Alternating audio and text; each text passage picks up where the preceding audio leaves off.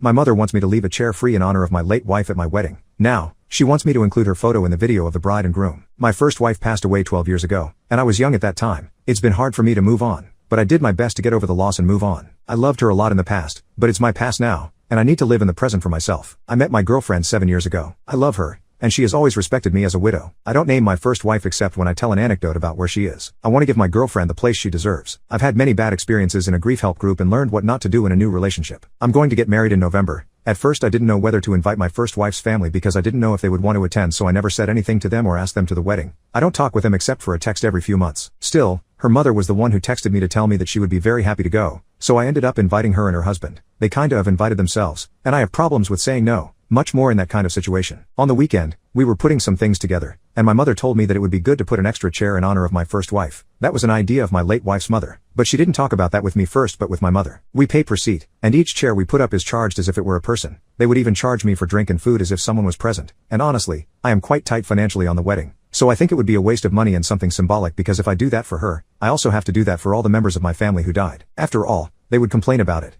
My father and brother also died, so that would be even more money. I'm not a spiritual person either, so I don't believe in those things, and I don't like any kind of ritual or symbolic thing. I also don't want to have a moment to talk about deceased people and kill the atmosphere. I just want a nice and joyful wedding for my girlfriend. Just to make my mother shut up, I said that if someone offered to pay the money, I would ask for more chairs. There would be 7 relatives, too many. I knew that nobody was going to pay for that, because I couldn't spend money on more things. No one talked, and I thought that she would forget that. But my mother said I should include photos of me with my first wife when they show the typical video of the bride and groom as they grow up. I don't want to do that. I even find it disrespectful for my girlfriend to put pictures of my first wife when I'm getting married again, let alone make a whole video about those times. It's just weird to me, but I know that there are widowers who have done so. It leaves me confused. My first wife appears in some of the photos I chose to go through in the video, not the one my mother wants me to do, and in photos where I'm traveling with friends or family. It's not that I'm hiding her identity or anything like that, but I just want that moment to be my wife and mine. I already healed. My mother and family, in general, have been doing everything to make me feel guilty, and honestly, it's hard not to feel guilty when the words come from someone who went through the same thing as me. I know my girlfriend would agree because she's really kind. She has already said that she is not really interested in what others think because she is the one who will be my wife. I'm the one who feels uncomfortable. Ada, I want that moment to be mine and my girlfriend's. I already had that moment with my first wife years ago. Now, I want to have this moment with her. Is it a bad thing?